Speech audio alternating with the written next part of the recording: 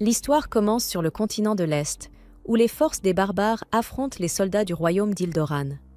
Sur ce champ de bataille sanglant, des têtes volent dans tous les sens tandis que les puissants barbares prennent le dessus, déchirant les troupes d'Ildoran comme du papier. Malgré tout, la capitaine des troupes d'Ildoran, Séraphina, refuse d'abandonner ses camarades. Elle rallie ses soldats et leur ordonne de continuer à se battre afin d'ouvrir un passage pour la retraite. Même en tranchant plusieurs ennemis, elle comprend rapidement que leurs pertes sont trop lourdes pour espérer survivre. Soudain, une nouvelle menace apparaît du côté des barbares. Vior, un gigantesque guerrier d'élite, massacre les soldats d'Ildoran et atterrit directement devant Séraphina, sa lame ensanglantée levée. Il reconnaît immédiatement en elle une capitaine expérimentée et la défie en duel, sachant que personne d'autre ne pourrait lui faire face. Séraphina accepte, espérant ainsi gagner du temps pour permettre à ses hommes de fuir. Elle bondit dans les airs et attaque de toutes ses forces, mais Vior part son coup sans effort. D'un simple mouvement, il contre-attaque avec une puissance écrasante et l'envoie valser au loin. Se réceptionnant sur ses pieds, Séraphina repart immédiatement à l'assaut et un échange intense s'engage entre eux. Bien qu'elle parvienne à rivaliser un instant avec sa force, la puissance écrasante de Vior finit par la repousser inexorablement. N'ayant plus d'autre choix, elle utilise sa technique ultime, renforçant magiquement son épée. Rassemblant toutes ses dernières forces, elle pousse un cri et affronte l'attaque finale de Vior. Au moment où leurs lames s'entrechoquent, l'une d'elles se brise et est projetée au sol. Les soldats d'Ildoran regardent, horrifiés, leur capitaine tenant une épée brisée. À genoux, Séraphina accepte sa défaite. Vior la félicite sincèrement pour avoir tenu tête si longtemps. Elle lui demande alors de lui donner une mort digne d'un guerrier.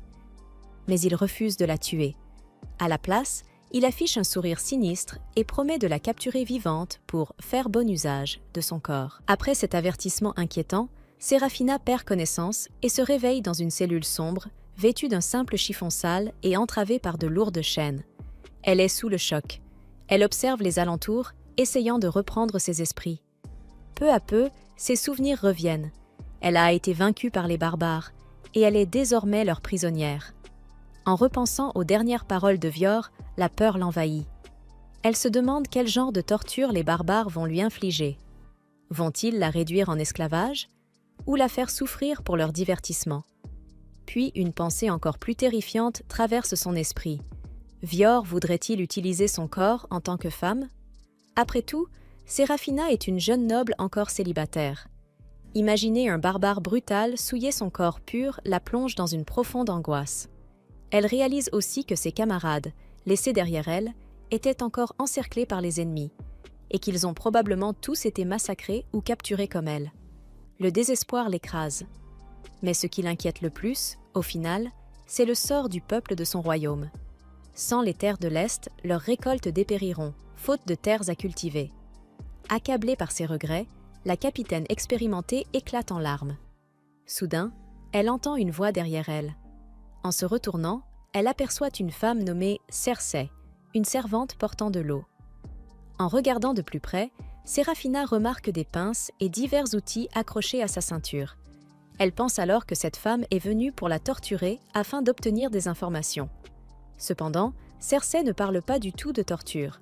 Elle révèle plutôt qu'elle est là pour préparer Séraphina, afin qu'elle devienne le trophée parfait du roi Vior. Elle enchaîne ensuite Séraphina au mur pour l'empêcher de bouger. La capitaine se prépare mentalement à subir une torture brutale. Pendant ce temps, à l'extérieur du donjon, Vior songe à lui rendre visite, les yeux brillants d'impatience. De retour dans la cellule, Séraphina est désormais nue, tandis que Cersei nettoie son corps avec un linge humide. Troublée, Séraphina lui demande pourquoi elle met tant de soin à traiter une esclave comme elle. Cersei répond simplement que son corps était couvert de saleté après la bataille, et qu'elle ne fait que la nettoyer. Cersei fait ensuite une remarque désinvolte sur son apparence, étonnée que ce soit elle qui ait tenu tête si longtemps à son maître. Elle explique qu'elle s'attendait à voir une femme plus musclée, capable d'affronter Vior, mais qu'au lieu de cela, Séraphina n'est qu'une jeune femme à l'allure féminine. Ces mots blessent l'orgueil de Séraphina, qui estime qu'une chevalière comme elle n'a pas le temps de se soucier d'être jolie ou mignonne. Cersei comprend son ressenti, mais elle ajoute que Vior, lui, apprécie beaucoup son apparence. Cette déclaration plonge Séraphina dans une confusion encore plus grande, mais Cersei refuse d'en dire davantage. À la place, elle lui glisse calmement un avertissement. Elle ne quittera jamais le territoire des barbares. Tenant un couteau aiguisé à la main, Cersei s'approche. Séraphina, persuadée que sa fin est arrivée, se débat désespérément contre ses chaînes, espérant un miracle. Puis, voyant la lame et les pinces froides se rapprocher, elle finit par abandonner et ferme les yeux. Mais contre toute attente, Cersei ne lui fait aucun mal. Elle coupe simplement ses liens, lui taille les ongles et l'habille avec une robe. En rouvrant les yeux, Séraphina découvre des vêtements étonnamment convenables, imprégnés d'un léger parfum. Elle ne comprend pas pourquoi des barbares offriraient une tenue parfumée à une prisonnière. Se prépare-t-il à un rituel sacrificiel?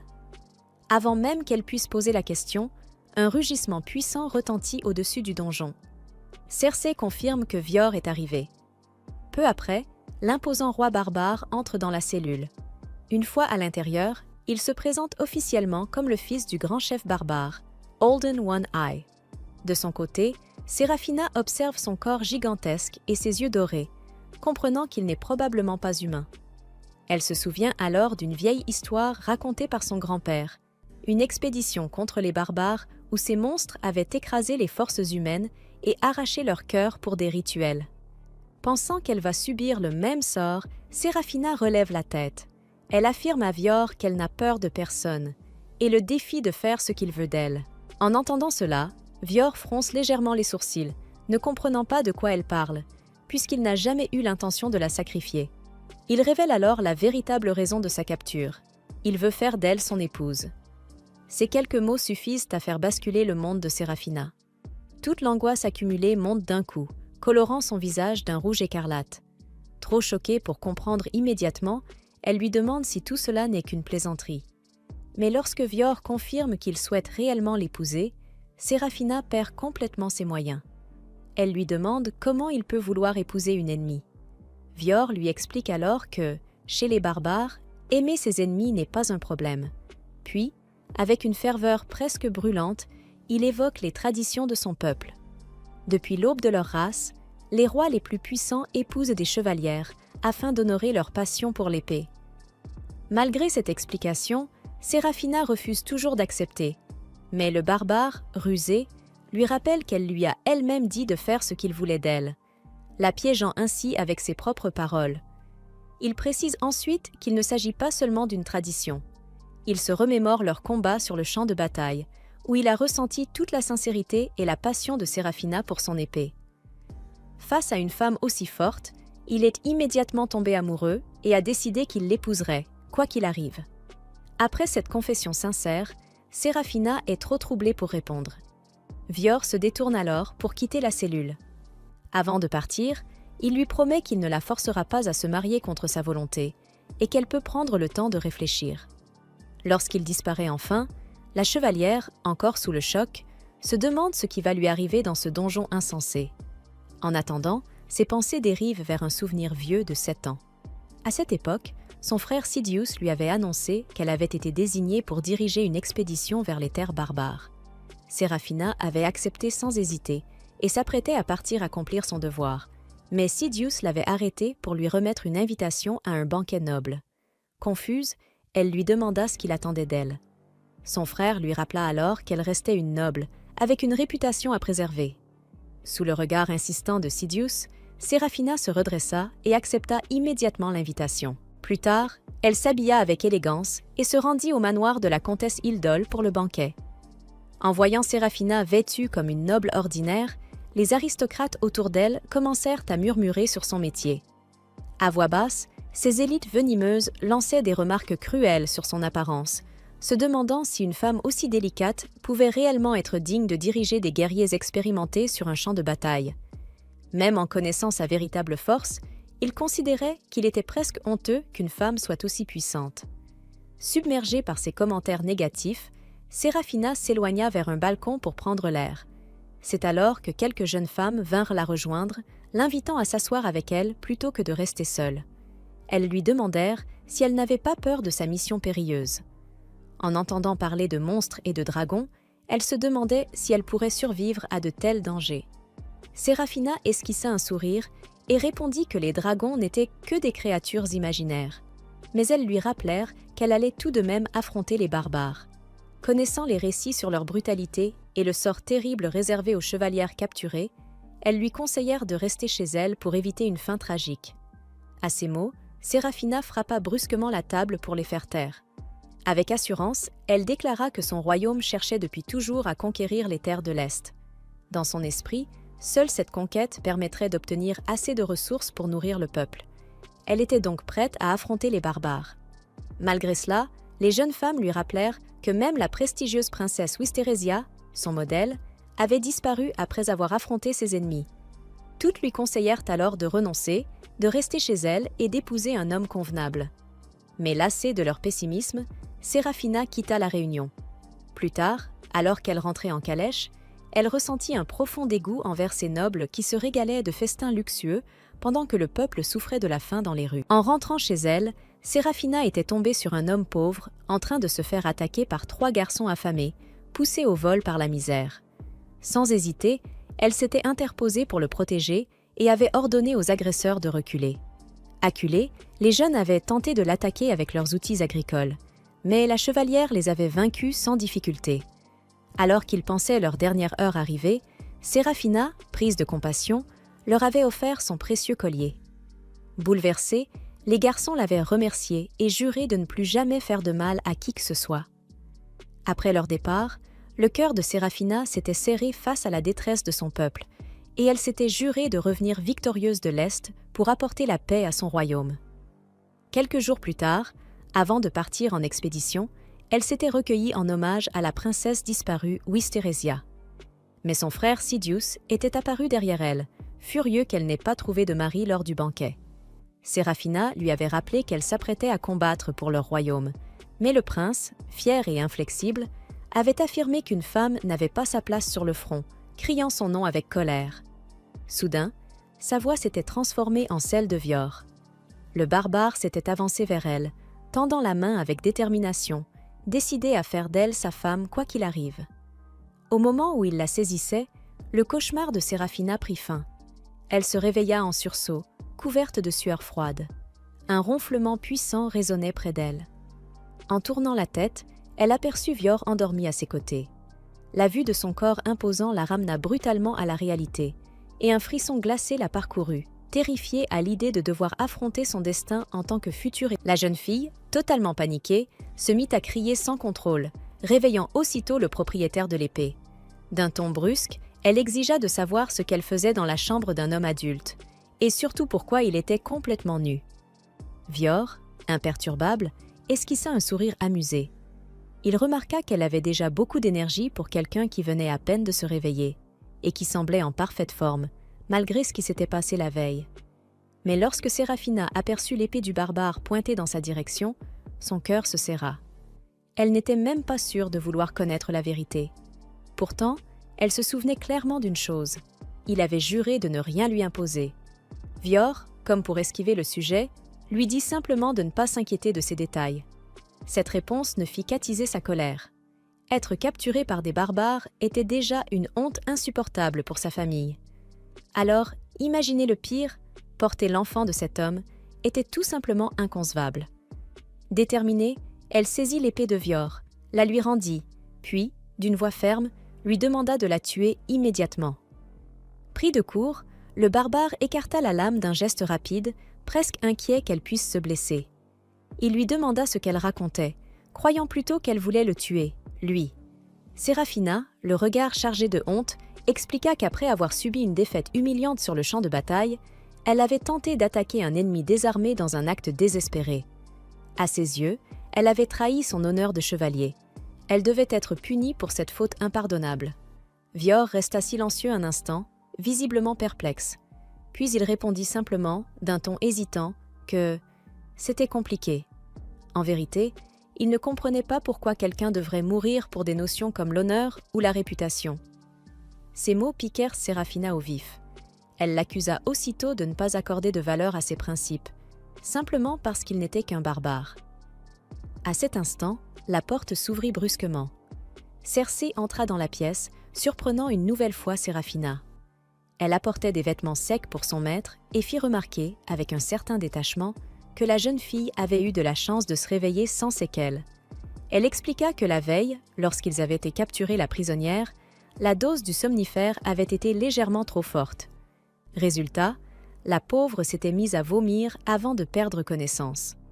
Peu à peu, les pièces du puzzle commencèrent à s'assembler dans l'esprit de Sérafina. Peut-être que rien ne s'était passé comme elle l'avait imaginé. Vior confirma alors la vérité. Comme elle avait été affectée par une toxine paralysante, il l'avait simplement amenée dans sa chambre par précaution. Et à part une erreur de dosage, il ne lui avait absolument rien fait. À ces mots, Sérafina changea brusquement d'attitude. Le regard dur, elle demanda à Vior de lui rendre son épée, pour le trancher. L'homme éclata presque de rire, amusé par une telle détermination. Sans se laisser perturber, il lui lança simplement de le rejoindre dans la salle commune pour le petit déjeuner, ajoutant avec désinvolture qu'elle était, après tout, sa future fiancée. Affamé après la bataille, il quitta la pièce sans attendre. Restée seule, Sérafina tomba à genoux. Un profond sentiment d'humiliation l'envahit. Être traitée avec une telle normalité par des barbares, alors qu'elle était chevalière d'Ildren, lui semblait insupportable. Ses pensées dérivèrent vers son grand-père. C'était lui qui lui avait appris l'art de l'épée, après qu'elle l'ait supplié de le faire. Il avait été surpris par son talent naturel, mais aussi inquiet. Il lui avait dit un jour qu'elle aurait sans doute été plus heureuse si elle était née homme, ou si elle avait abandonné ce rêve absurde de devenir chevalier. Dans son pays, les femmes n'avaient pas leur place sur le champ de bataille. Son propre frère ne manquait jamais de le lui rappeler, se moquant des fiançailles qu'elle avait brisées les unes après les autres pour poursuivre cette vie. À ses yeux, elle n'était qu'égoïste. Et il répétait toujours la même phrase. « Il est impossible de faire de la politique avec une épée. » Ces souvenirs lui serrèrent le cœur. Pourtant, une autre pensée s'imposa à elle. Vior. Le premier regard qu'il lui avait porté n'était pas rempli de mépris, mais d'admiration. Il avait vu sa force, son talent, et il était même tombé amoureux à cause de cela. Mais Sérafina secoua la tête. Elle refusait de se laisser attendrir par de telles paroles. Ils n'étaient que des barbares. Et elle, une simple prisonnière. Tôt ou tard, elle devrait se battre pour survivre avec les maigres rations qu'on lui accorderait. Se préparant mentalement à cette épreuve, elle descendit enfin pour le petit déjeuner. Mais ce qu'elle découvrit la laissa sans voix. Devant elle se trouvait un énorme morceau de viande, gras et juteux, le genre de repas impensable dans les terres arides dont elle venait. Sans même lui demander son avis, le barbare découpa un quart de la pièce et le déposa dans son assiette. Un morceau, presque aussi grand qu'elle. Encore sous le choc, Sérafina observa la scène en silence. Puis, lentement, une conclusion s'imposa à elle. C'était une stratégie. Oui, cela devait être ça. L'ennemi cherchait à briser sa volonté de chevalier, en la traitant bien, en la nourrissant comme une reine. Ils espéraient la dompter, mais elle ne tomberait pas dans ce piège. Jamais. D'une voix ferme, elle déclara qu'elle préférait mourir plutôt que d'accepter la charité de barbares. À cet instant précis, son estomac grogna bruyamment. Un silence gênant s'installa, et, pour la première fois, Sérafina commença à douter. Peut-être ne serait-elle pas capable de mourir de faim aussi facilement qu'elle le pensait. Une fois encore, Sérafina releva la tête et demanda froidement qu'on mette fin à sa vie sur le champ. Vior haussa un sourcil, visiblement amusé. « Est-ce une tradition de l'Ouest, de demander à mourir à tout bout de champ ?»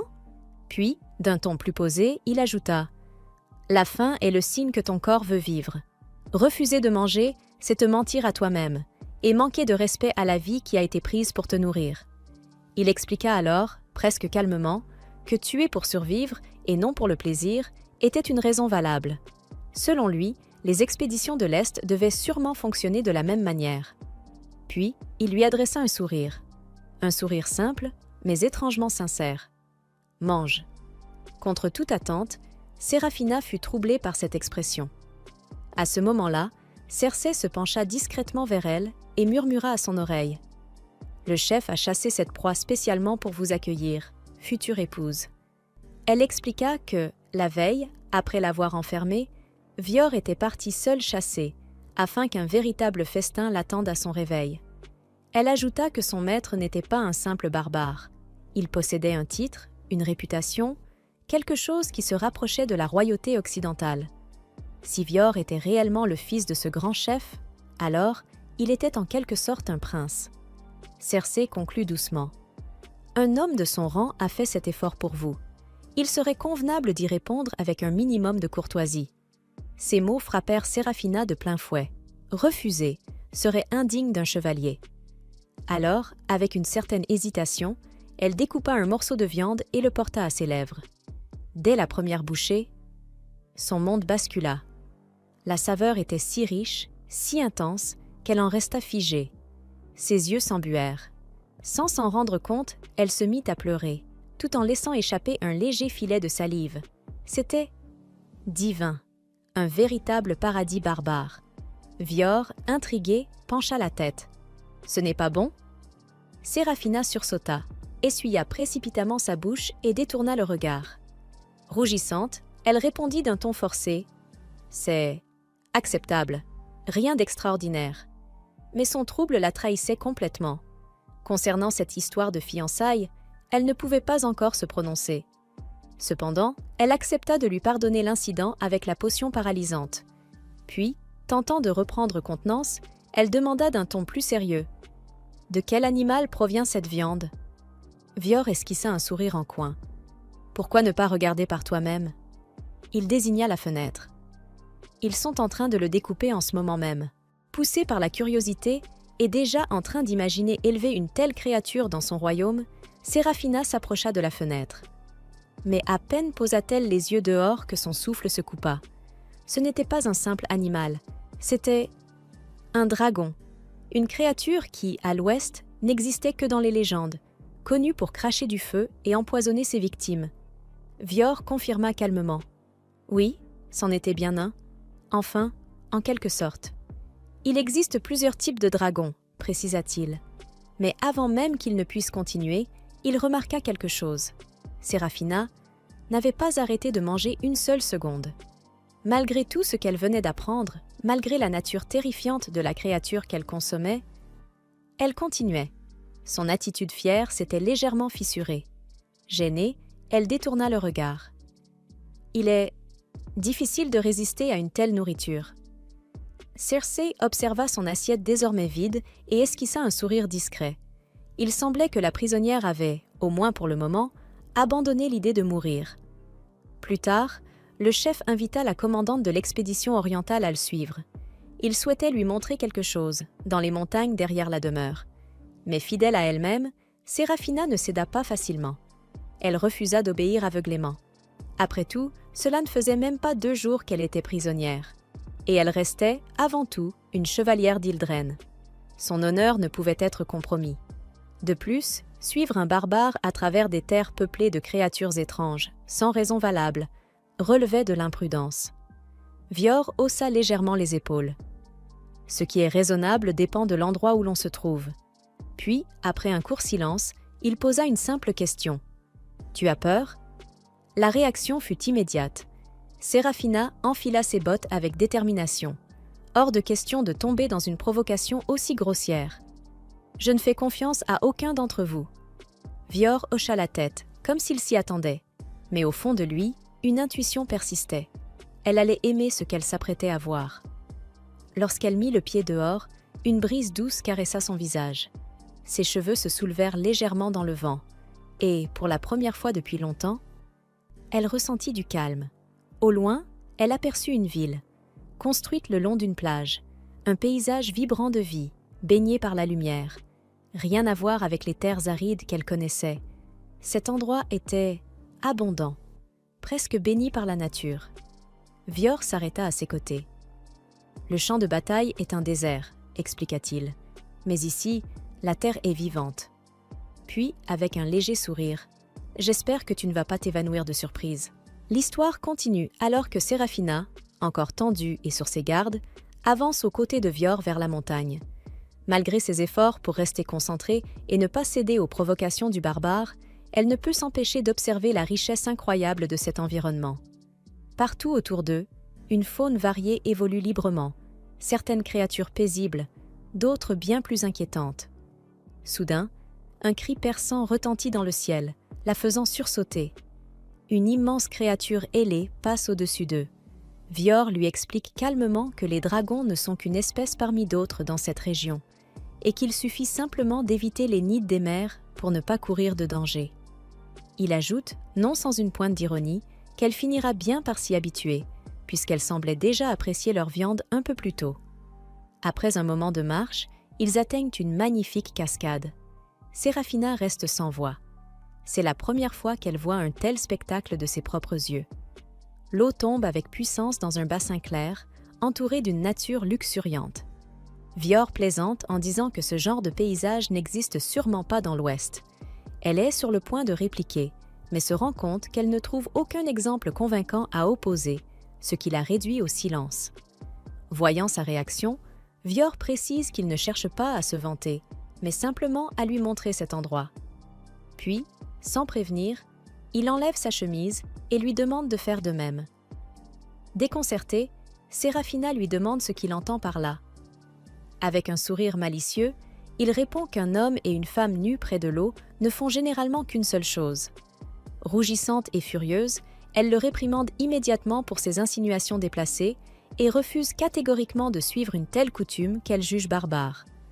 Cependant, Cersei intervient et lui rappelle que l'huile utilisée lors de son précédent bain commence déjà à perdre son effet et qu'elle risque bientôt de sentir mauvais. À contre-cœur, Séraphina accepte finalement d'entrer dans l'eau, accompagnée de Cersei. Elle remarque que cette dernière ne semble pas du tout gênée de se déshabiller devant un homme. Cersei lui explique qu'elle y est habituée et que son maître, par respect pour les protestations de sa fiancée, est parti se baigner de l'autre côté de la rivière. Pensant être enfin en sécurité, Séraphina commence à se détendre, jusqu'à ce qu'un danger surgisse soudainement. Sous la surface de l'eau, une gigantesque créature reptilienne apparaît brusquement. Connue pour attaquer depuis les profondeurs, elle provoque chez Séraphina une frayeur intense, brisant instantanément le calme fragile qui venait à peine de s'installer. Monstre, la panique prend le dessus. Sans réfléchir, elle s'enfuit en courant, disparaissant dans la nature sauvage. Quelques instants plus tard, alors que son esprit se calme légèrement, elle réalise son erreur. Elle a oublié ses vêtements. Le regret l'envahit aussitôt. Et comme si la situation n'était pas déjà assez grave, elle entend soudain une voix d'homme non loin. Son imagination s'emballe immédiatement. Cette fois, pense-t-elle, ce pourrait être un véritable barbare sans aucune humanité. Le genre d'homme capable de faire tout ce qu'elle redoutait autrefois de Vior. Mais lorsqu'un homme apparaît enfin devant elle, la réalité est tout autre. À sa grande surprise, Séraphina reste figée un instant, troublée par sa beauté. Elle détourne rapidement le regard, feignant l'agacement, et lui ordonne d'arrêter de la fixer ainsi. L'homme, lui, semble parfaitement calme. Il suppose simplement qu'elle a dû rencontrer une créature étrange dans le lac pour se retrouver nue en pleine nature. Avec un léger sourire, il raconte que sa mère était une guerrière de l'Ouest et qu'elle lui parlait souvent, lorsqu'il était enfant, de la richesse de la nature de l'Est et des nombreuses créatures qui y vivent. En entendant cela, Séraphina fait rapidement le lien. Vu son âge, sa mère devait probablement faire partie de la 16e expédition orientale, il y a une vingtaine d'années. Mais soudain, elle éternue. Elle est frigorifiée. Sans hésiter, le jeune homme enlève sa chemise et la pose sur elle, couvrant son corps. Il déclare simplement que les femmes ne devraient pas être exposées au froid et suggère de retourner près de la rivière pour récupérer ses affaires. Ce geste déstabilise complètement Séraphina. Ce barbare agit comme un véritable gentleman. Tout ce qu'elle croyait savoir sur les habitants de l'Est commence à vaciller. Elle les avait toujours vus comme des monstres. Mais cet homme est tout le contraire. Puis, sans prévenir, il pose sa main sur son front pour vérifier si elle a de la fièvre. Le choc est tel que Séraphina manque presque de s'évanouir. Elle n'a aucune expérience avec les hommes, encore moins dans une situation aussi intime. Son corps ne sait même pas comment réagir, et elle commence à se demander si elle est encore capable de marcher seule. Voyant son état, le jeune homme prend une décision immédiate. Sans lui laisser le temps de protester, il la soulève dans ses bras. Et même si Séraphina tente de résister, son corps, lui, ne suit plus vraiment sa volonté. Séraphina n'a pas vraiment envie de partir, alors elle laisse simplement les choses se dérouler et se laisse porter par le courant. À ce moment-là, Cersei apparaît après avoir passé un long moment à chercher Séraphina. Elle s'excuse d'interrompre ce moment romantique, mais dit qu'elle aimerait vraiment comprendre pourquoi la jeune femme a soudainement cessé de rejeter Vior. C'est à ce moment-là que la prisonnière réalise enfin, après tout ce temps, qu'elle se tient devant l'homme qui l'a enlevée, désormais sans sa barbe. Il avoue qu'il s'est un peu attristé de ne pas avoir été reconnu par sa propre fiancée, même si la voir rougir a suffi à lui remonter le moral. Offensée par l'audace des paroles du barbare, la jeune femme lui assène une gifle bien sentie au visage.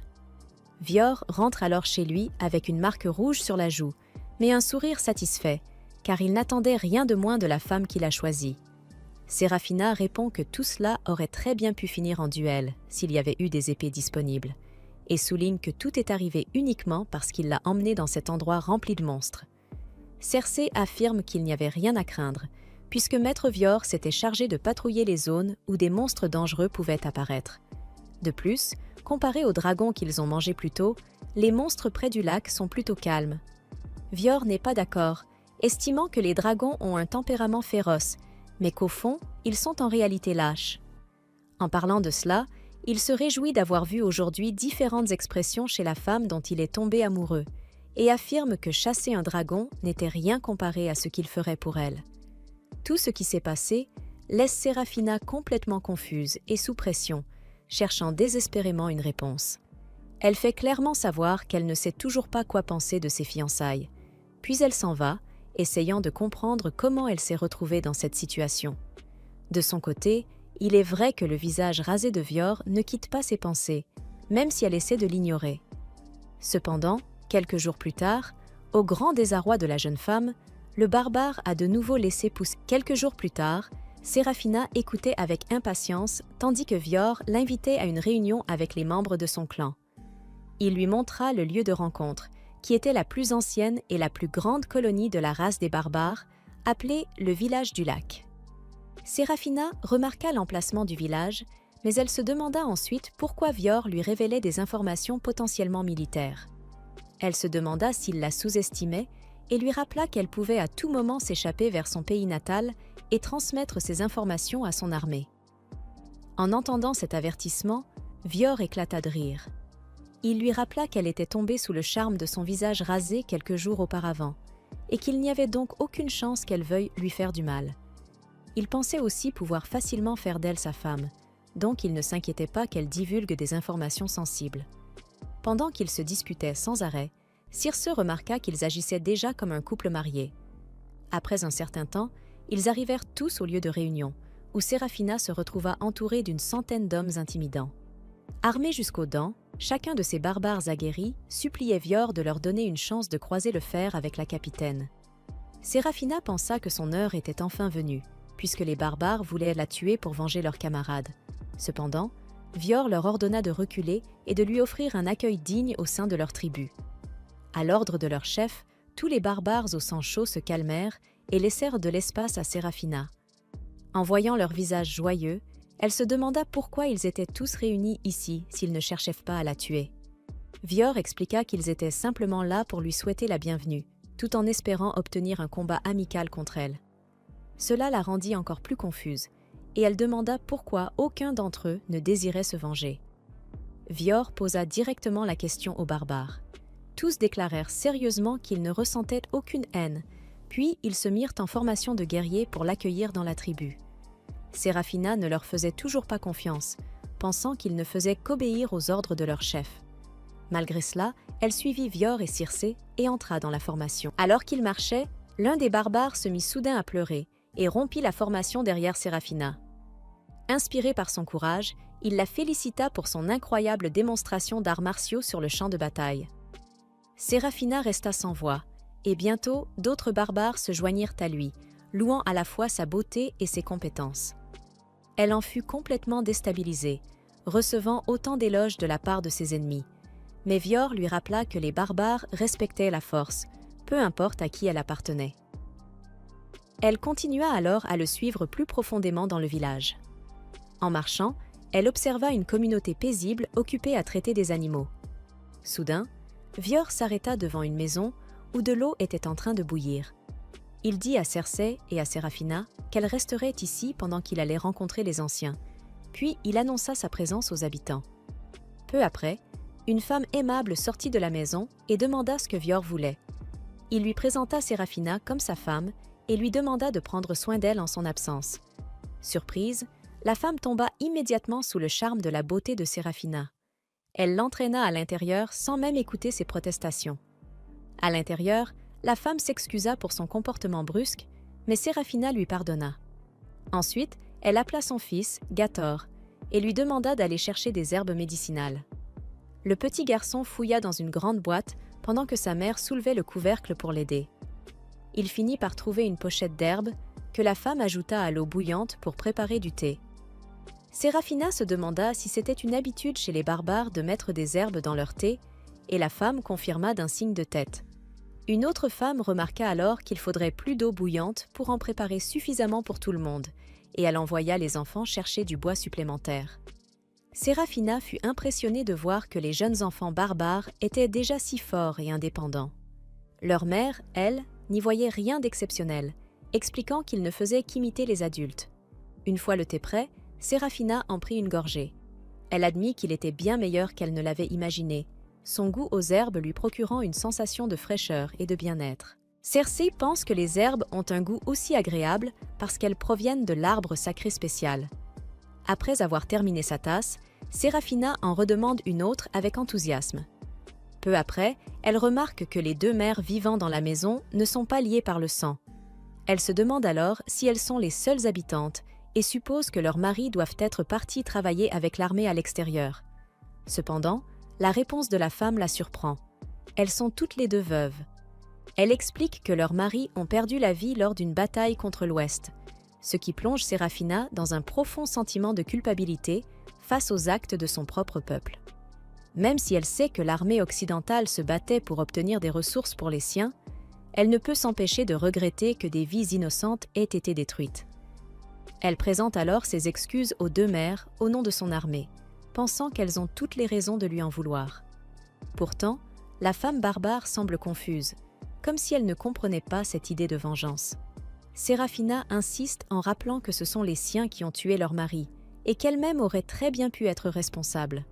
À ces mots, les femmes se taisent enfin. Puis, l'aînée prend la parole.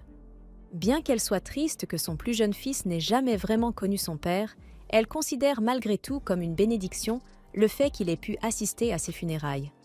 Depuis ce jour, elle est reconnaissante envers son enfant et continue de l'élever avec amour et dévouement. Elle ajoute que, même sans guerre, les hommes barbares risquent leur vie dans d'autres activités dangereuses comme l'exploration de grottes, le combat contre des monstres ou la chasse aux dragons. Et même s'ils survivent, ils peuvent revenir gravement blessés ou handicapés à vie. Ainsi, pour elle, il est presque normal que les femmes perdent leur mari si souvent. En entendant cela, Séraphina est complètement bouleversée et se demande si tous les barbares considèrent la perte d'une vie avec une telle résignation. Soudain, une cloche d'alarme retentit dans toute la ville. Les tours de garde ont détecté une attaque imminente. À l'intérieur de la maison, Cersei comprend immédiatement la situation et avertit tout le monde qu'ils sont attaqués. Avant même qu'ils puissent réagir, une créature volante surgit brusquement par le toit et s'engouffre dans la maison. Lorsque la fumée se dissipa, Séraphina se retrouva face à un dragon ailé doté d'un large bec. Cersei expliqua qu'il s'agissait d'un Tsukubai Kichi, une créature attirée par la fumée du bois brûlé. Séraphina comprit alors que leur petite réunion autour du thé avait provoqué cette attaque, mais Cersei précisa que ces dragons n'envahissaient normalement pas le village, car ils savaient que les guerriers les élimineraient. Malheureusement, elle n'avait pas le temps d'enquêter davantage. Le jeune Gator, terrifié, se mit à pleurer dans les bras de sa mère, et ses cris attirèrent immédiatement l'attention du dragon. Séraphina se prépara alors à combattre. Cersei lui ordonna de fuir le village, rappelant qu'elle était l'épouse précieuse de Vior. Mais Séraphina refusa catégoriquement. Elle se mit en colère contre Cersei pour avoir considéré la vie des autres comme négligeable et pour se concentrer uniquement sur la sienne. Elle lui rappela qu'elle n'était pas une princesse fragile à protéger. Fière de son rang de capitaine des chevaliers d'Eldora, Séraphina fit face au dragon avec une simple pince chauffée. Lorsque la créature rugit, elle la repoussa en utilisant l'outil comme une batte. Cersei, choquée, lui cria qu'elle ne pourrait jamais vaincre un dragon avec un simple ustensile de cuisine. Mais Séraphina ne voulait plus discuter et lui ordonna de s'enfuir. Elle remarqua aussi que l'attaque du dragon était bien moins puissante que celle de l'épée de Vior, ce qui renforça sa confiance. Déterminée à protéger les personnes derrière elle, Séraphina bondit vers la tête du dragon et lui planta la pince en plein dans l'œil. Tandis que Cersei continuait de la regarder, Séraphina lui ordonna de partir et de cesser de perdre du temps. Finalement, Cersei comprit qu'elle mettait la vie de Séraphina en danger en la distrayant et quitta la maison. Après son départ, Séraphina provoqua le dragon, l'invitant à l'affronter. Pendant ce temps, ailleurs dans le village, les guerriers barbares avaient immobilisé un autre dragon. Profitant de cette ouverture, Vior chargea et lui trancha la tête d'un coup. Il demanda ensuite combien d'autres créatures attaquaient encore le village. Un soldat lui répondit qu'il en restait 3. Vior lui ordonna alors de partir à la recherche des villageois qui n'avaient pas encore été évacués, ce que le soldat accepta immédiatement. De son côté, Vior pensa que Séraphina devait être en sécurité, convaincu que Cersei l'avait aidé à fuir. Après avoir apaisé ses propres inquiétudes, Vior rallia les barbares afin de sécuriser le reste du village et abattit 2 autres dragons parmi ceux qui restaient. Une fois ces 2 créatures vaincues, il se demanda où pouvait bien se trouver le dernier. Soudain, Cersei accourut vers lui, sans Séraphina à ses côtés. Elle lui annonça qu'un dragon avait attaqué la maison où elle séjournait, mais avant même qu'elle ne termine sa phrase, Vior la dépassa à toute vitesse.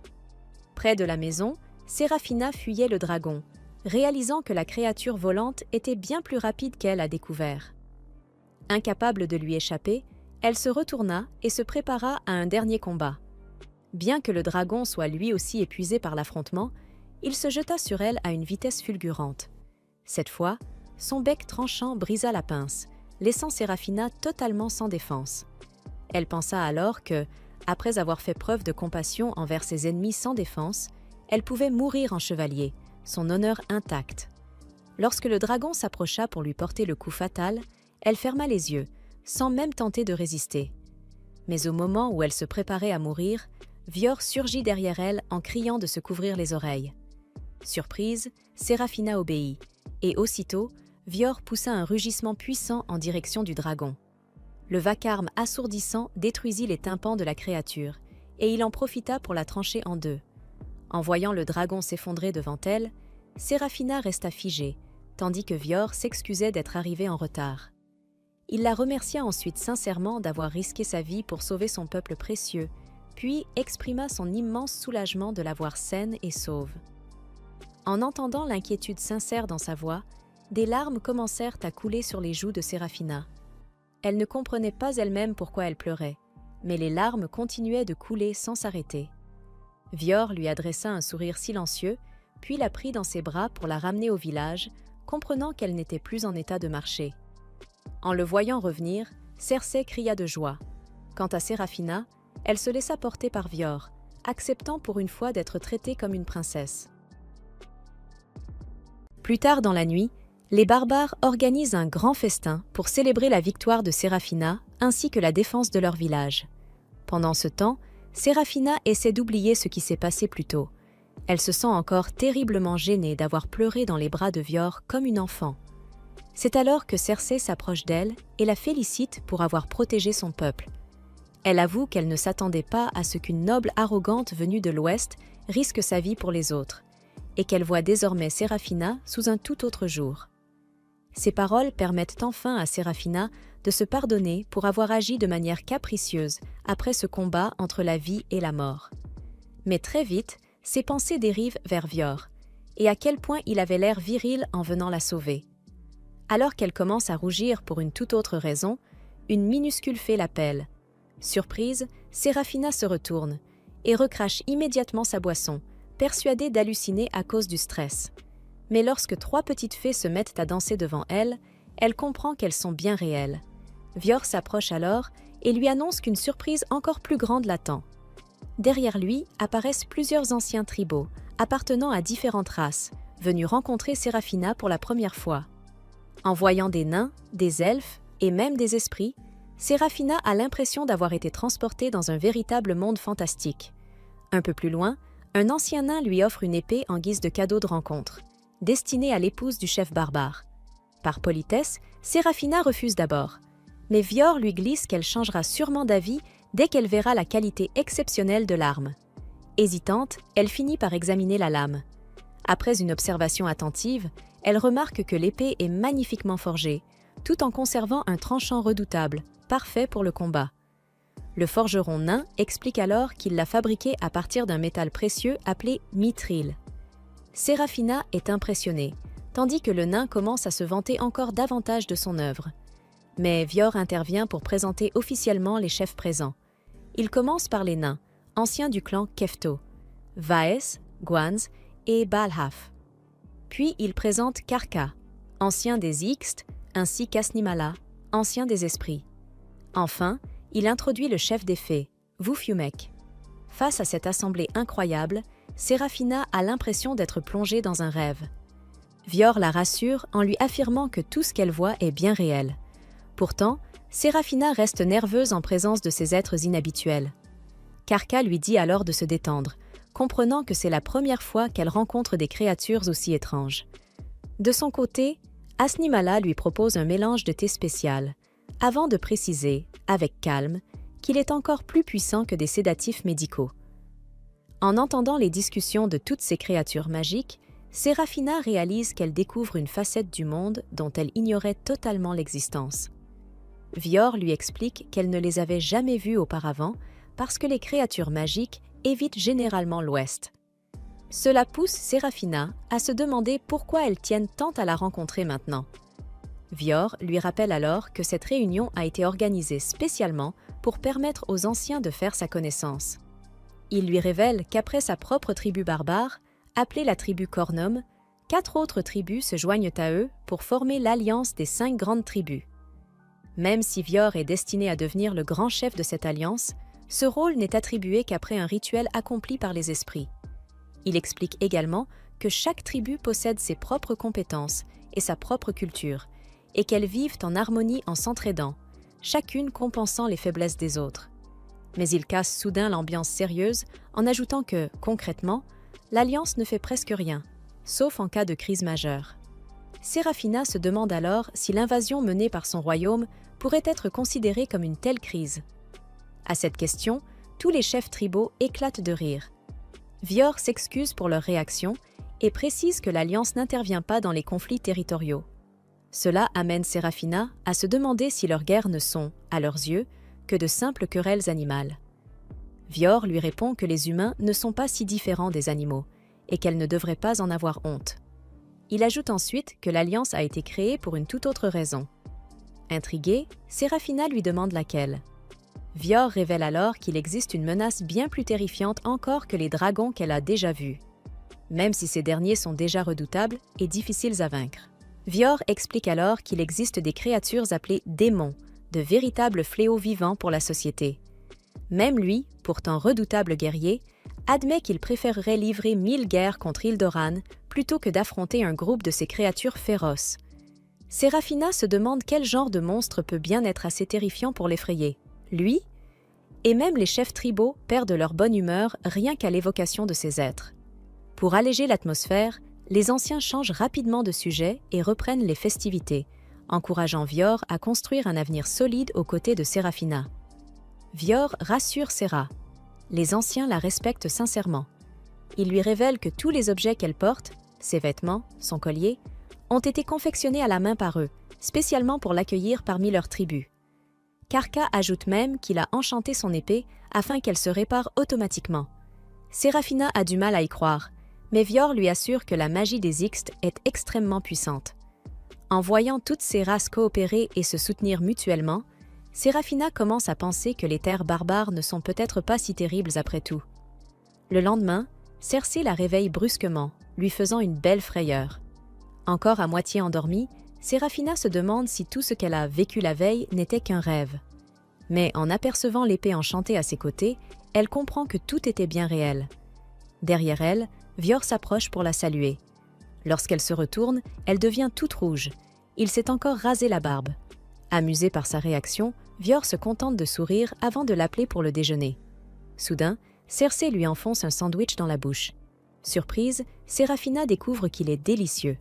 Curieuse, elle demande d'où vient la viande, et Cersei lui répond tranquillement qu'elle provient du dragon qu'elle a tué. Séraphina trouve alors que la volaille barbare est excellente, tandis que Cersei est choquée de la voir considérer des dragons dangereux comme de simples poulets. Une fois rassasiée, Vior lui demande de l'accompagner pour rencontrer quelqu'un. Intriguée, Séraphina se demande bien qui pourrait la connaître parmi les barbares. Mais quelque temps plus tard, ils arrivent devant une maison tout à fait ordinaire, où une femme les attend. Cette dernière accueille Séraphina avec un sourire chaleureux et la félicite d'avoir protégé une famille sans défense contre un dragon féroce. Troublée, Séraphina se demande qui elle est, incapable de la reconnaître. En entendant cela, la femme comprend qu'elle a beaucoup changé au fil des années. Elle se présente alors, Nilia, une ancienne chevalière qui servait autrefois sous les ordres de Séraphina. À l'évocation de ce nom, Séraphina se souvient immédiatement d'elle, une jeune femme passionnée et déterminée. Depuis qu'elle avait rejoint son unité, Nilia était devenue son bras droit, l'accompagnant dans de nombreuses missions importantes. Ensemble, elles avaient combattu courageusement les barbares, toutes deux animées par le désir de ramener des ressources pour le royaume d'Ildoran. Mais lors d'une mission, tout avait basculé. Séparée de Séraphina, Nilia avait été vaincue par un soldat barbare, puis capturée. En se remémorant cet événement, Séraphina reste bouche bée. La femme devant elle, est-elle vraiment cette même Nilia? C'est alors qu'elle remarque son ventre arrondi. Nilia lui annonce tranquillement qu'elle est enceinte de son deuxième enfant. À cette révélation, le monde de Séraphina semble vaciller. Nilia l'invite alors à entrer chez elle pour discuter plus calmement. À l'intérieur, elle explique qu'après avoir entendu parler du « chevalier au casque de cristal », elle a compris que les barbares avaient capturé son ancienne capitaine. Séraphina est stupéfaite d'apprendre que Nilia a fondé une famille. Nilia raconte que le soldat barbare qui l'avait vaincue lui a proposé de l'épouser, et qu'elle a accepté. Depuis, elle vit paisiblement dans ce village avec son mari et ses enfants. Aujourd'hui, sa vie de jeune chevalière fougueuse lui semble appartenir à une autre personne. Séraphina se demande alors pourquoi Nilia a demandé à Vior de l'amener ici. Après tout, une simple villageoise ne devrait pas convoquer le grand chef pour une affaire ordinaire. Mais Nilia lui explique que, chez les barbares, ces distinctions de statut n'existent pas vraiment. Elle ajoute même que Vior est quelqu'un de très serviable et qu'elle lui demande souvent de l'aide. En entendant cela, Séraphina pense qu'elle plaisante. Vior lui paraît plutôt comme un homme mûr, presque un oncle. Mais Nilia précise alors qu'il n'a que 18 ans. Séraphina reste complètement stupéfaite. Séraphina tente de se reprendre et affirme qu'un garçon aussi jeune que Vior ne pourrait jamais avoir une barbe aussi fournie. Vior ne semble pas vexé par cette remarque et explique simplement qu'il aide souvent Nilia, surtout que son mari est son cousin. Mais Séraphina reste bloquée sur son âge, incapable de passer à autre chose. C'est alors que Nilia souligne que Séraphina aura 26 ans cette année. Gênée d'être ainsi exposée, Séraphina ne sait plus où se mettre, tandis que Vior, lui, trouve que c'est un âge parfait pour se marier. Malgré ce compliment, Séraphina refuse toujours d'en tenir compte. Vior se demande alors, à moitié sérieux, s'il aurait pu la convaincre de l'épouser s'ils s'étaient rencontrés plus tôt. Soudain, Séraphina abat violemment sa lame et déclare avec fermeté que, peu importe le moment où ils se seraient rencontrés, elle ne deviendrait jamais l'épouse d'un ennemi. Vior reste un instant surpris, avant d'éclater de rire face à son sérieux. Puis, contre toute attente, il s'excuse pour son manque de tact.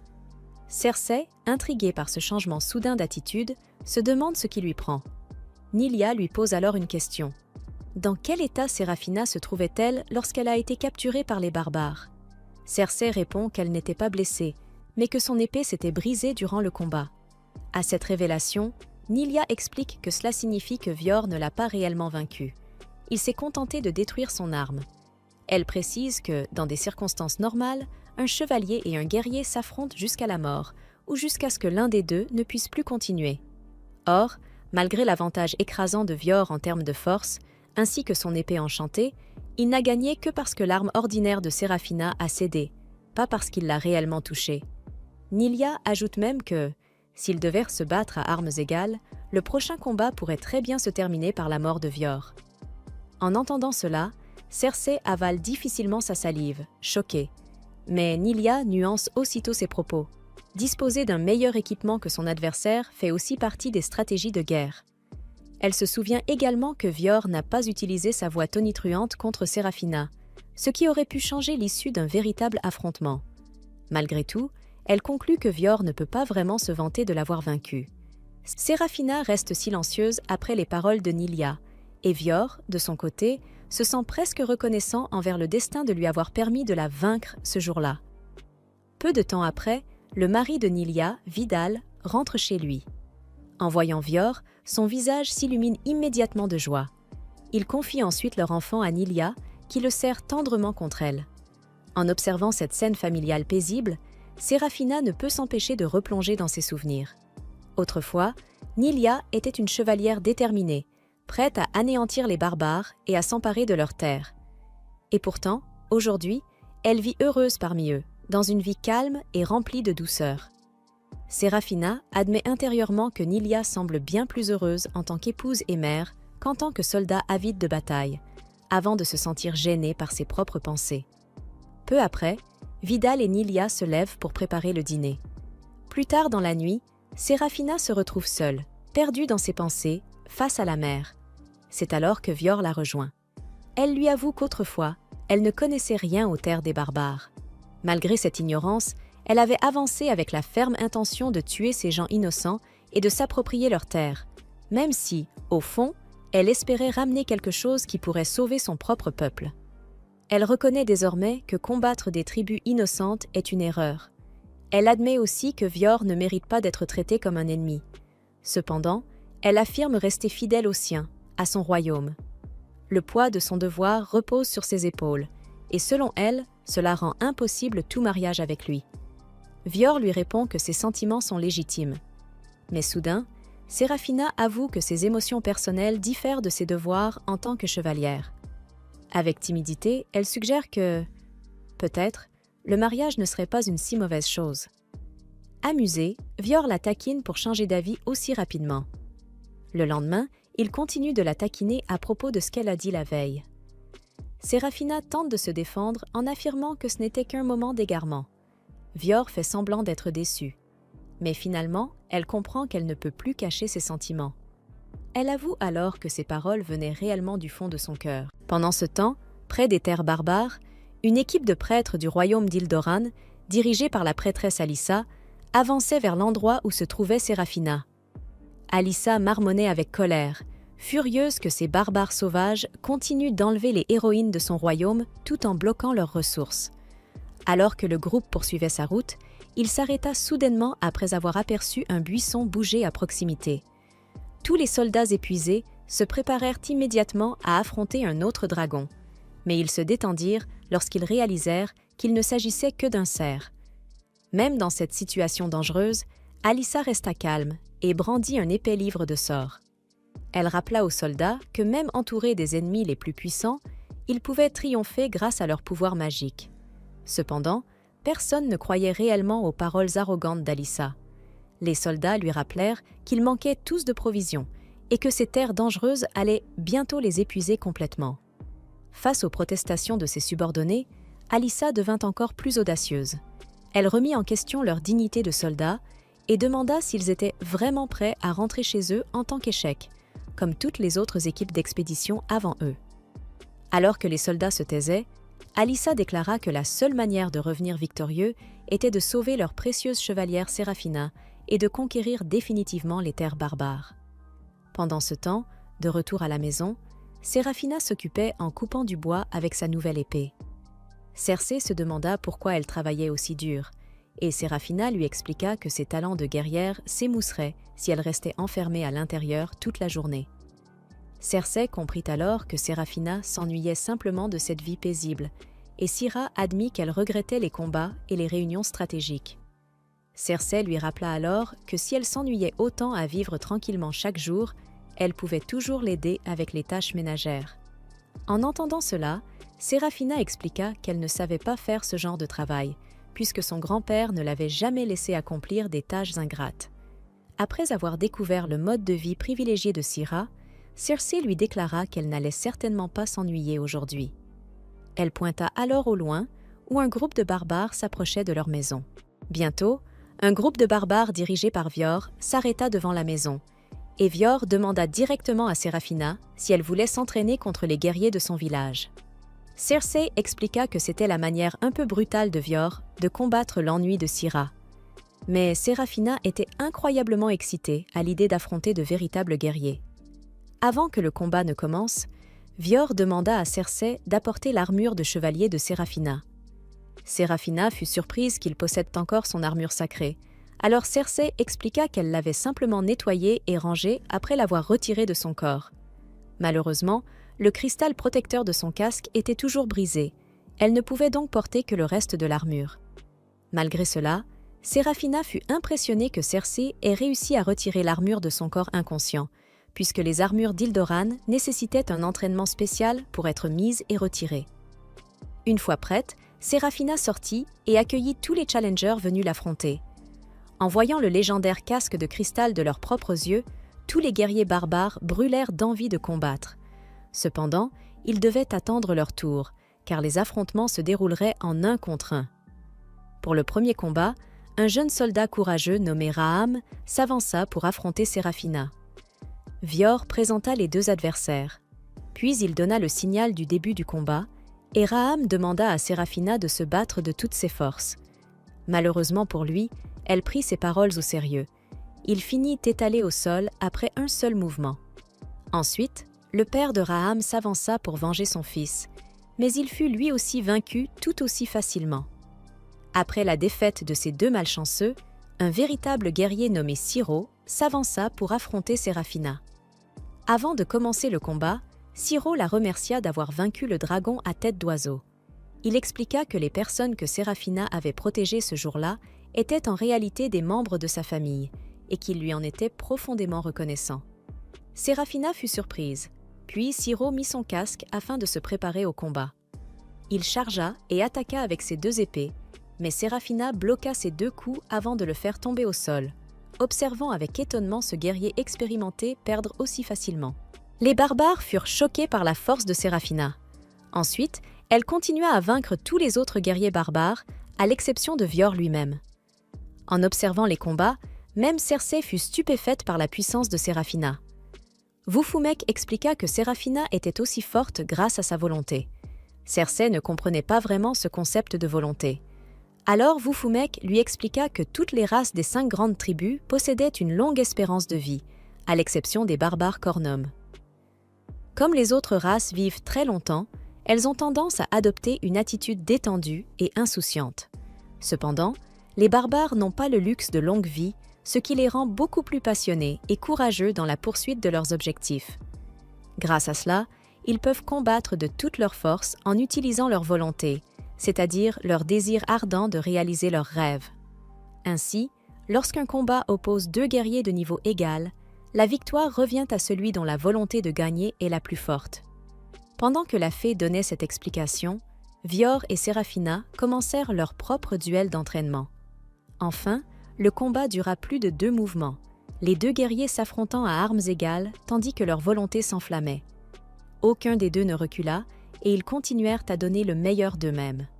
Finalement, Séraphina et Vior brisèrent tous 2 leurs épées d'entraînement en bois, mettant fin au duel sur une égalité. Tous les barbares acclamèrent cet incroyable affrontement, et Vior fut soulagé de constater qu'il pouvait encore tenir tête à Séraphina lorsqu'ils combattaient avec le même équipement. Il lui demanda ensuite si elle s'ennuyait encore. Après tous ces combats exaltants, Séraphina se sentit incroyablement rafraîchie et remercia Vior de l'avoir aidée. À ce moment-là, un vieil homme arriva en courant, paniqué, annonçant qu'un dragon terrestre blessé se dirigeait vers leur village. Sans perdre une seconde, Vior partit avec Séraphina et les barbares afin d'affronter cette nouvelle menace. Alors qu'ils attendaient tous dans la forêt, Séraphina remarqua que ce dragon était bien plus puissant que les dragons à tête d'oiseau qu'elle avait combattus dans le village. Malgré cela, elle se demanda pourquoi autant de dragons attaquaient le village alors qu'il s'agissait normalement de créatures paisibles. Même les dragons à tête d'oiseau savaient éviter les barbares, Alors Serafina commença à soupçonner qu'une force extérieure manipulait secrètement ces monstres. Elle se rappela alors à quel point Vior avait eu l'air sérieux lorsqu'il avait appris l'apparition de ce dragon. Cependant, elle n'eut pas le temps de se détendre, car les soldats barbares attiraient déjà le dragon déchaîné vers leur piège. Dès que la créature apparut, Serafina se prépara à agir, tandis que Vior guidait les soldats afin d'attirer le dragon dans leur direction. Alors que le monstre les poursuivait, il marcha sur un piège dissimulé dans le sol et perdit l'équilibre. Au même moment, plusieurs hommes cachés lancèrent d'énormes cordes pour immobiliser la créature. Le dragon étant désormais retenu sur place, Serafina bondit de sa cachette et atterrit directement sur sa tête. Sans lui laisser le temps de se libérer, elle enfonça son épée droit dans son œil et son crâne, le tuant instantanément.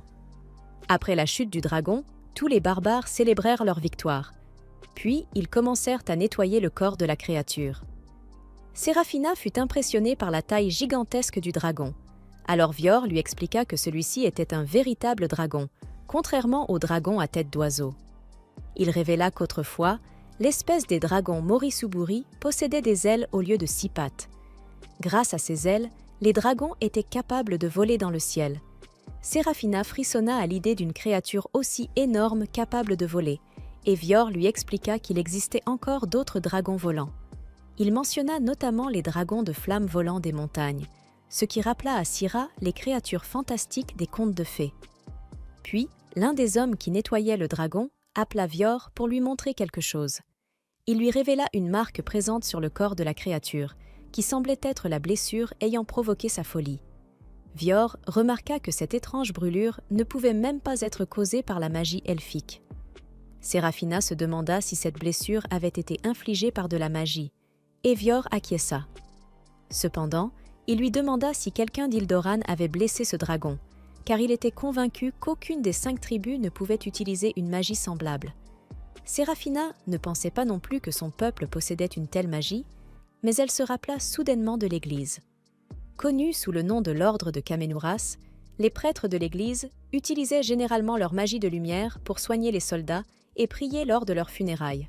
Pourtant, Serafina n'avait jamais entendu parler de l'Église utilisant une magie offensive aussi étrange. Avant qu'ils puissent poursuivre leur discussion, Wufimek arriva pour les informer qu'elle avait repéré des utilisateurs de magie inconnus à proximité. Elle expliqua que ces mages lançaient des sorts sans utiliser de catalyseur élémentaire, ce qui pouvait provoquer l'apparition d'une malédiction appelée le fléau. En entendant cela, Vior fut choqué et ordonna immédiatement à la moitié de ses hommes de nettoyer rapidement le dragon, puis de retourner protéger le village. Serafina demanda ce qu'était exactement un fléau, et Vior lui expliqua qu'un fléau apparaissait lorsqu'une personne allait à l'encontre de l'ordre naturel. En tant que force opposée à la nature elle-même, un fléau invoquait une dangereuse créature démoniaque partout où il apparaissait. Après avoir entendu cela, Serafina comprit que ces magiciens représentaient une véritable menace pour les barbares. Non loin de là, Alissa et ses soldats peinaient à combattre un dragon. Malgré la faiblesse de ses hommes, elle refusait de battre en retraite et sortit son livre de sorts. Pendant ce temps, Vior et les autres se précipitèrent vers l'emplacement des prêtres. Lorsqu'ils arrivèrent, ils aperçurent un dragon mort s'effondrer au sol. La créature venait tout juste d'être vaincue par le sort d'Alissa. Dès que Serafina vit la prêtresse déséquilibrée refermer son livre de sorts, elle se précipita vers elle.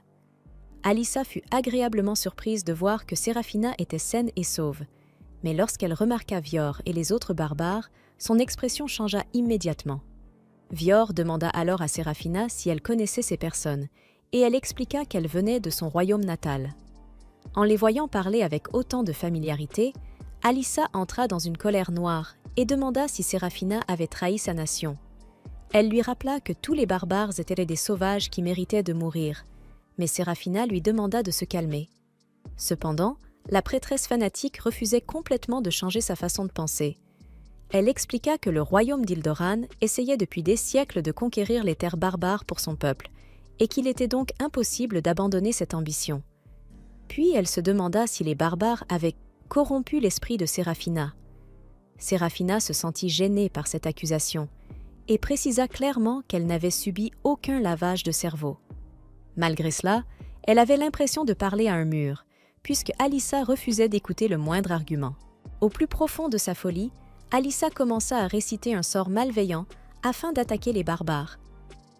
En voyant la puissance de ce sort, Séraphina comprit que tous ces dragons avaient été provoqués par Alyssa et sa magie.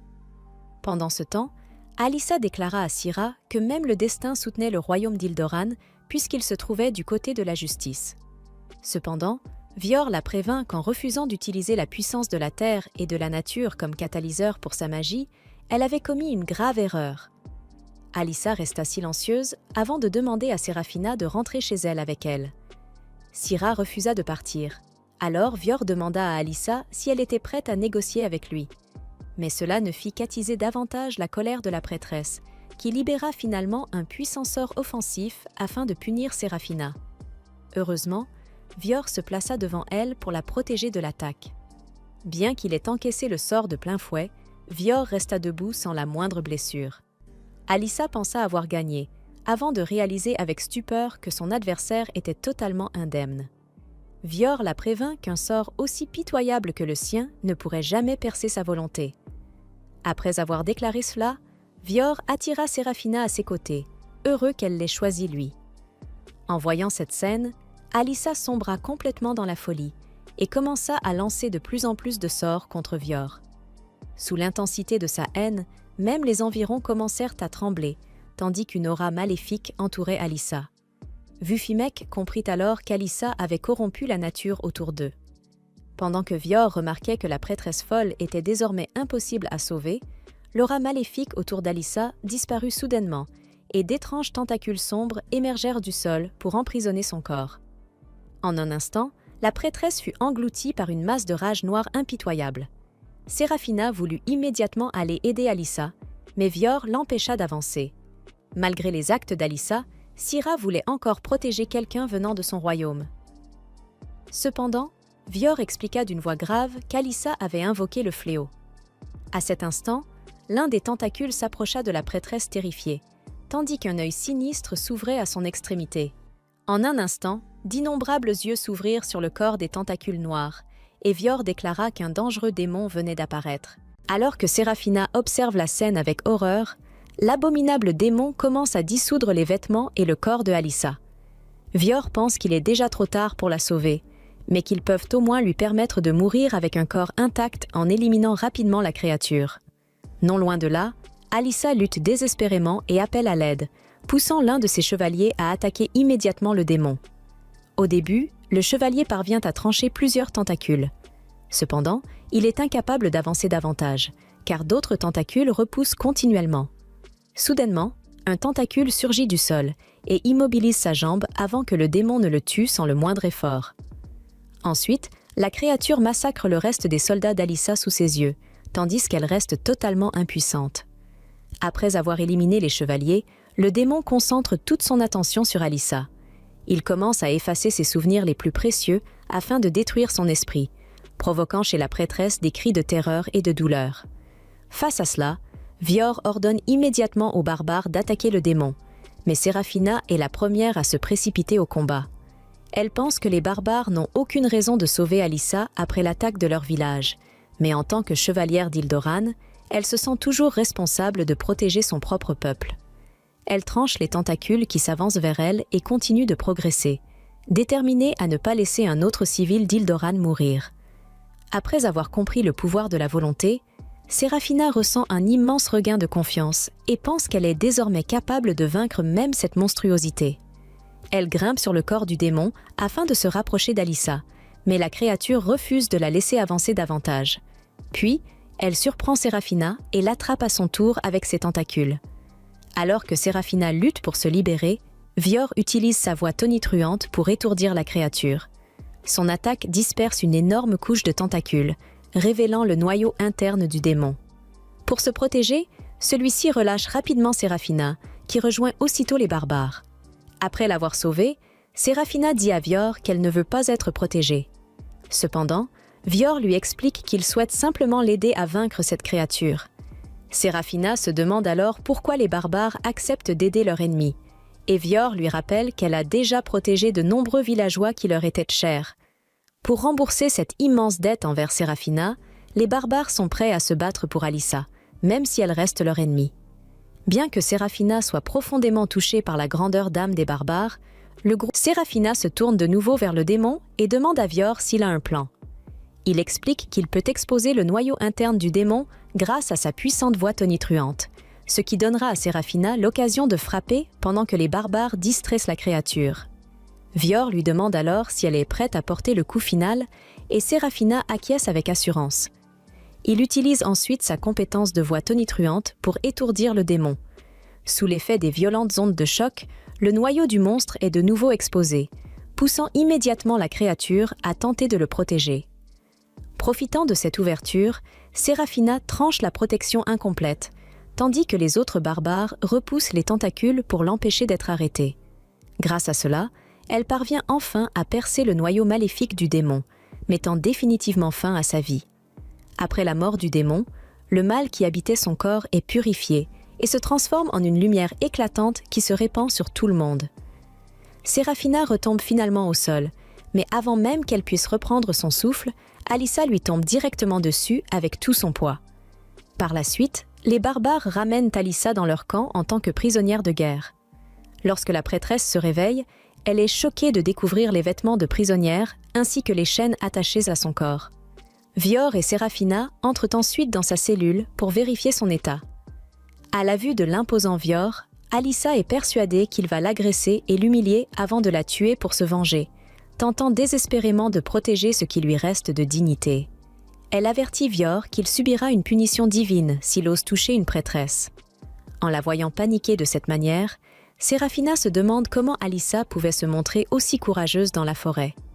De son côté, Vior se sent également frustré, convaincu qu'une fille aussi folle ne l'écoutera jamais. Naturellement, Alyssa pense qu'elle ne parlera jamais à des sauvages. Avant de remarquer que Séraphina est présente, elle croit avoir échoué dans sa mission visant à la sauver. Vior appelle alors Séraphina derrière lui afin qu'elle tente de calmer Alyssa. Cependant, Séraphina est trop occupée à se tortiller de gêne, car elle réalise qu'Alyssa agit exactement comme elle le faisait le jour où elle avait été capturée. Vior pense qu'elle ne devrait pas comparer sa souffrance à celle des autres. Mais Alyssa se met soudainement en colère en voyant à quel point il parle familièrement avec Séraphina. C'est alors que Séraphina lui révèle qu'elle ne considère plus les barbares comme ses ennemis. Cette simple phrase bouleverse totalement le monde d'Alyssa, car elle était persuadée que les barbares voulaient détruire Ildoran pour se venger de l'invasion de leur terre. Séraphina révèle alors que les barbares ne détestent pas réellement le royaume d'Ildoran, même si elle-même ne comprend pas totalement pourquoi ils se montrent aussi indulgents envers une nation hostile. Elle explique également à Alyssa que les barbares ont risqué leur vie pour la sauver lorsqu'elle était piégée par le démon. Cette révélation laisse Alyssa complètement silencieuse. Séraphina lui rappelle alors qu'il est malvenu de répondre à la gentillesse par l'hostilité.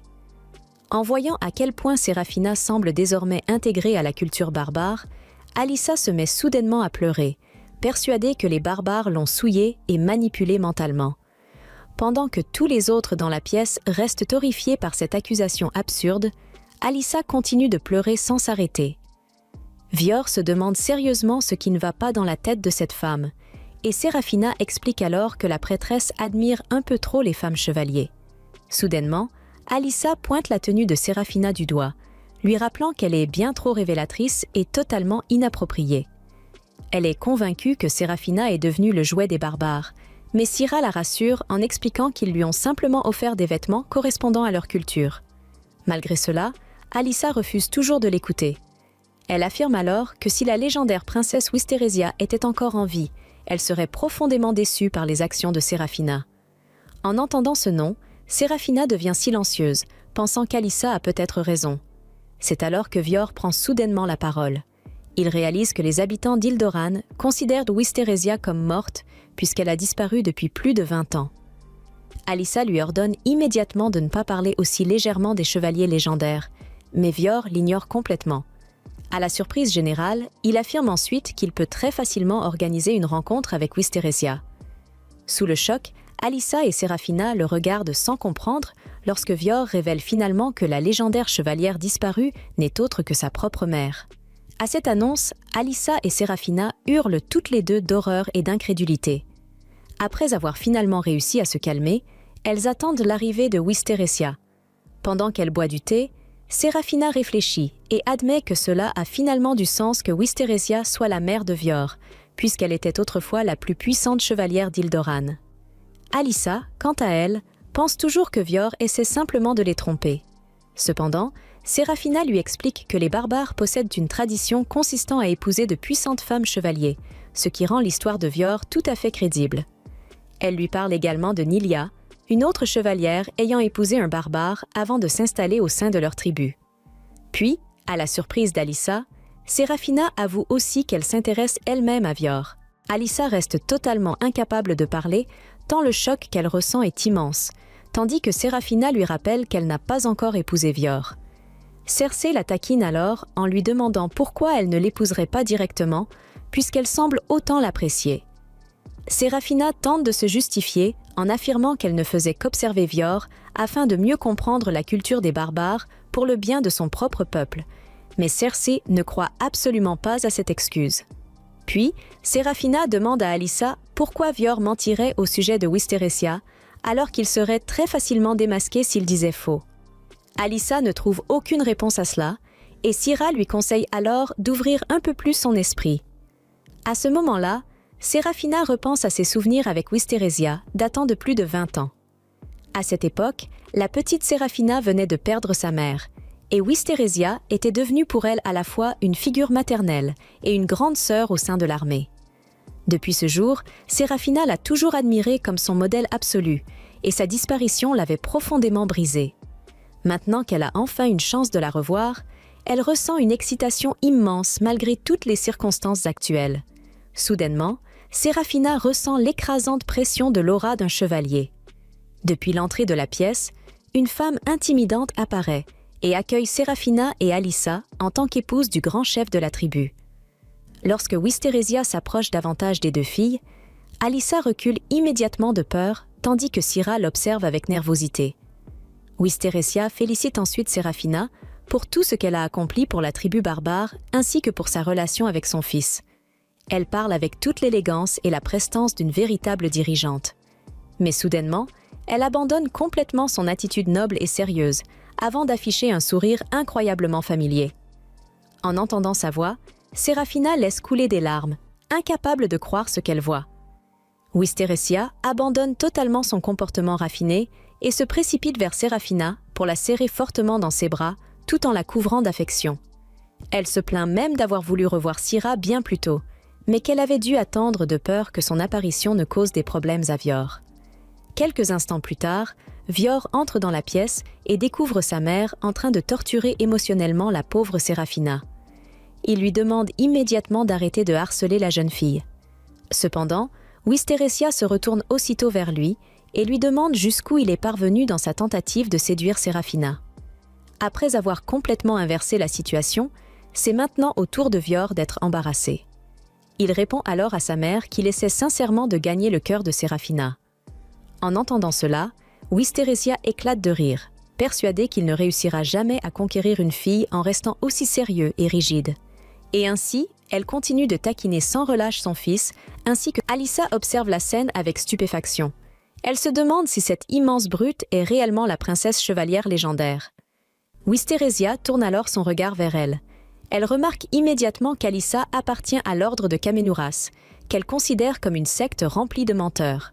Naturellement, Alyssa se sent offensée par cette remarque.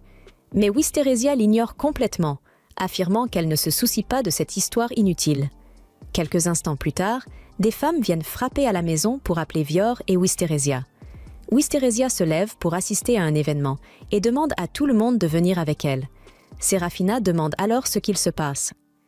Wisteresia explique que, puisque Syra a aidé à vaincre un dragon déchaîné ainsi qu'un Fiend encore plus terrifiant, la tribu organise un grand festin en son honneur. Peu après, tout le monde se rend sur la plage pour profiter de cette immense célébration. En regardant les barbares préparer la viande du dragon, Serafina remarque qu'ils utilisent chaque partie de l'animal sans rien gaspiller. Elle comprend qu'ils agissent ainsi pour honorer la créature et empêcher que son corps soit perdu inutilement. En ressentant la sincérité des habitants, Serafina se sent heureuse d'avoir choisi de vivre parmi eux. Elle reporte ensuite son attention sur le délicieux plat qu'elle tient entre ses mains. Vior s'approche pour manger avec elle et lui propose une autre spécialité encore plus savoureuse, accompagnée d'une sauce délicieuse.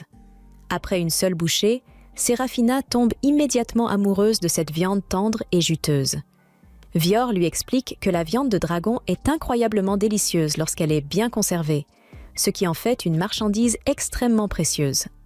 Surprise, Serafina continue alors de savourer ce mets rare avec enthousiasme. À ce moment-là, Wisteresia revient vers elle avec un alcool extrêmement puissant, capable de l'envoyer dans un autre monde. Même terrorisée par cette boisson, Serafina finit par l'accepter et la boit discrètement. Pendant ce temps, Alyssa observe tout cela avec horreur, complètement choquée par le comportement qu'elle juge immoral. Non loin de là, Cersei lui propose un morceau de viande. Alyssa agit comme si elle était trop noble pour accepter de la nourriture venant de barbares, mais son estomac commence immédiatement à protester contre son arrogance. Cersei se moque alors d'elle pour avoir refusé de manger malgré sa faim évidente, se demandant pourquoi elle tient autant à sa fierté. Elle explique ensuite que, même si elle déteste les habitants d'Ildoran à cause des mensonges et des atrocités du passé, un prêtre d'Ildoran lui avait autrefois offert de la nourriture par pure bonté. Alyssa est surprise par cette révélation. Puis, sans prévenir, Cersei lui lance directement, après avoir eu du mal à avaler la nourriture, la prêtresse finit par se calmer et devient silencieuse. Cersei lui rappelle alors que Serafina a risqué sa vie et fournit énormément d'efforts pour la sauver. Alors, elle devrait chérir cette chance au lieu de mettre sa propre vie en danger inutilement. Finalement, Alyssa accepte la nourriture. Mais au moment où elle commence à manger, des larmes coulent sur son visage en pensant à tous les chevaliers qui l'avaient accompagnée. Sachant qu'ils sont morts parce qu'elle s'est obstinée à poursuivre Serafina, Alyssa se considère responsable de leur mort et ne comprend pas pourquoi elle a survécu. Cersei est également attristée, mais elle lui explique que ses chevaliers avaient eux-mêmes choisi de la suivre. Ce n'est donc pas sa faute s'ils ont décidé de risquer leur vie pour soutenir sa cause. La culpabilité d'Alyssa et l'amour qu'elle porte à ses compagnons tombés au combat touchent profondément Cersei, qui se sent elle aussi bouleversée en réfléchissant à la valeur de la vie pour les habitants d'Ildoran. Pendant ce temps, ailleurs, Serafina discute avec Wisteresia en repensant à leur passé. Wisteresia est heureuse de voir que Serafina s'est aussi bien adaptée à la tribu des barbares. Elle complimente ensuite le collier de fiançailles que porte Serafina, disant qu'il lui va parfaitement bien. Mais Serafina reste complètement figée en entendant cela. C'est à ce moment qu'elle réalise enfin que ce collier possédait une signification bien plus profonde qu'elle ne l'avait imaginée. Comme les habitants d'Ildoran utilisent des bagues pour les fiançailles, elle n'avait jamais compris le véritable sens du cadeau de Vior. Wisteresia explique alors que les barbares utilisent des colliers au lieu des bagues, car leurs guerriers perdent souvent des membres lors des combats contre les dragons. Elle révèle également que les barbares ont adopté cette tradition des cadeaux de fiançailles par respect pour la culture d'Ildoran. Avant de commencer à accueillir des chevaliers d'Ildoran parmi eux, les barbares n'avaient même pas de véritable cérémonie de mariage, et leur relation était beaucoup plus sauvage et libre. Des centaines d'années auparavant, lorsque les barbares affrontèrent pour la première fois les forces d'Ildoran, ils ramenaient parfois des prisonniers de guerre dans leur territoire. Avec le temps, certains de ces prisonniers finirent par tomber amoureux des barbares et aujourd'hui, après tant d'années, il est devenu tout à fait normal pour les barbares d'avoir quelques habitants d'Ildoran dans leur famille. Après avoir expliqué cela, Wisteresia affirme qu'elle n'a aucun problème avec la relation entre Serafina et Vior. Même si, selon elle, Syra reste totalement libre de choisir la personne qu'elle souhaite aimer. Elle encourage alors Serafina à se rapprocher de Vior si elle éprouve réellement des sentiments pour lui. Cependant, Serafina pense qu'elle ne mérite pas de vivre une histoire d'amour avec Vior, car elle possède encore un devoir envers son peuple. À ses yeux, elle ne mérite pas le bonheur tant qu'elle n'aura pas accompli sa mission. Wisteresia lui demande alors comment elle pourrait rendre les autres heureux sans avoir elle-même connu le bonheur. Elle conseille à Serafina de réfléchir sérieusement à ce qu'elle désire vraiment dans la vie. Après le départ de Wisteresia, Syra reste plongée dans de profondes pensées. Quelques minutes plus tard, Vior vient la rejoindre et lui explique que l'Alliance tribale va bientôt organiser une cérémonie de purification. Serafina lui demande ce que c'est exactement. Vior lui répond alors qu'elle est sur le point de découvrir l'un des plus grands secrets de leur terre.